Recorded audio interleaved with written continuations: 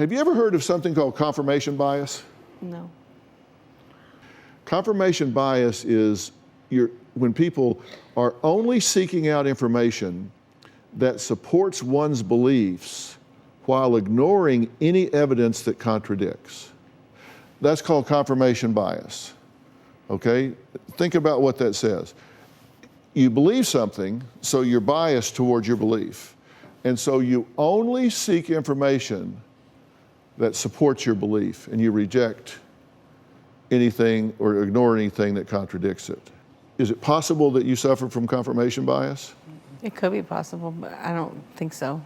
Yeah, well, you wouldn't think so if you had confirmation bias, because you, I mean, right? If you had confirmation bias, you wouldn't think so. No, I know 1,000% I'm pregnant, and I know 1,000% it does not seem real. You know 1,000% what you believe. No, I know 1,000%. No, talk to me. This isn't an election. They're not going to vote. I know 1,000% that I'm pregnant only because the fetal Doppler.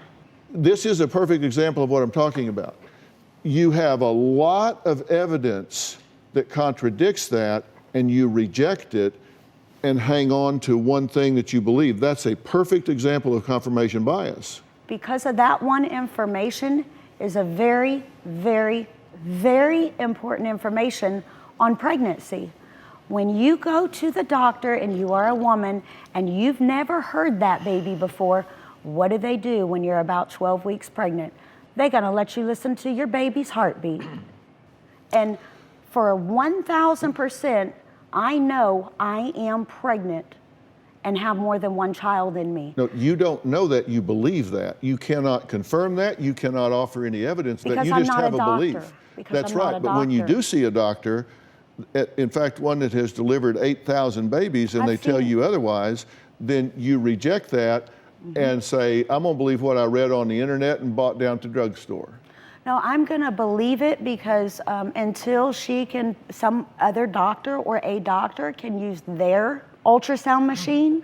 But they can't listen to a heartbeat with an ultrasound that isn't there. It is there, and see, it is not my fault or my responsibility that no doctor wants to listen with their machine. Let me tell you the second half of confirmation bias. When you have someone that suffers from confirmation bias and you bring them evidence to the contrary, it actually deepens their bias. It's okay.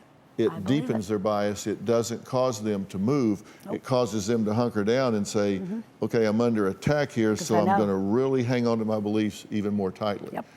Now, you say that with pride. I do, because there is a lot of women, more than what people think, going through this. It's very common. And I honestly think that in order to understand this and to kind of